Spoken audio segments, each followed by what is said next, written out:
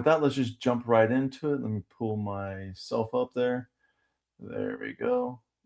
All right. Oh, let's do this one. There we go. All right. So we left off in Mark verses 21. So we're going to jump into we left off in Mark verse 21. We're going to jump into verse 22.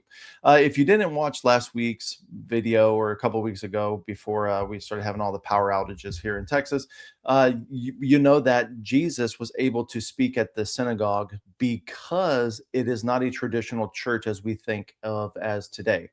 Today's typical church, we have a preacher that runs the church and the congregation, and we show up to the same preacher every day, every Sunday, and sometimes we'll have a guest in it. That's not how it worked in first century. How it worked in first century is that the synagogues, first of all, the synagogues came into play during the intertestamental period, the 400 years of what scholars would say silent year, but really they weren't silent. But during that time, this is when the synagogue started popping up all over the place. And the synagogues were where people went to talk about God. So they went there to fellowship. And this is why Jesus was able to preach in the synagogue, because it wasn't ran by a rabbi, if you will,